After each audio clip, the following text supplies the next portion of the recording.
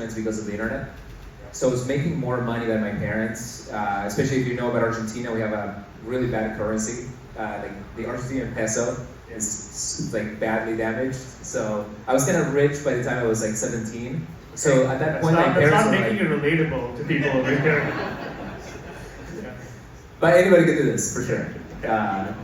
In 10 easy steps, which is just grinding and writing a lot of code and whatever. But yeah, so the O1 visa really was for me, and I was chatting with some people yesterday about this.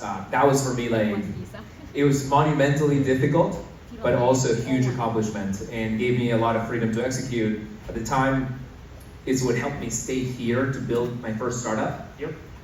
And it was hugely distracting, it was really painful, but it happened. For people that don't know, what is the O1 visa, and how did you sort of get it? Yeah, I guess only the United States can name a visa like this, but it's the Alien of Extraordinary Ability visa. It's ridiculous. But it's fun, at least it keeps you going. Like, oh, I have to meet all these 200 criteria, but I will become an alien later. So yes.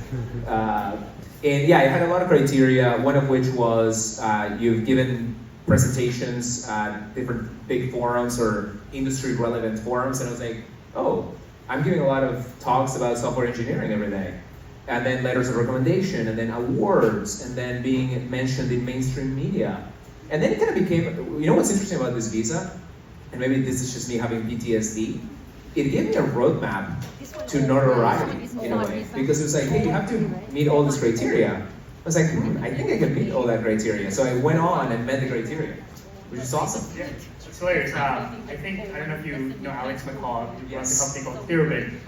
He wanted to move to America so badly, and he read these criteria. It's like, okay, write a book. He spent 18 months writing a book so he could apply for the visa. That's literally me. So there's a book that for a short period of time was bestseller on Amazon for software.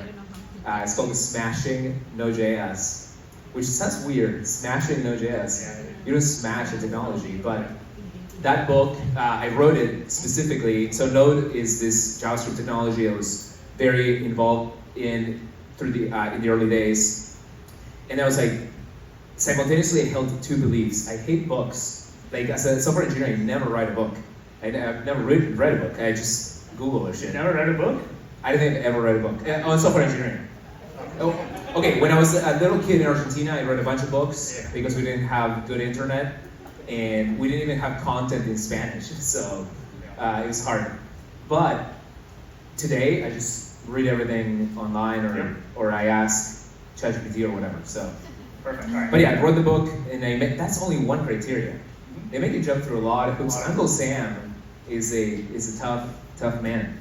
For those of you listening to this, by the way, you read the criteria. They're very scary sounding, but if you look at the data, the approval rate right now for the first time is over 95%.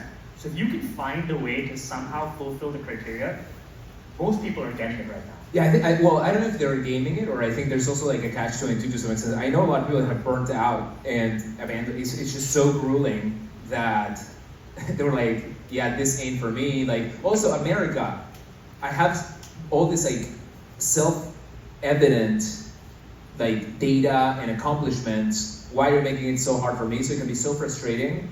It's interesting. It can be more frustrating the more accomplished you are, because you're like, wait, like, do I have to like really go through this? Like, I build all this stuff.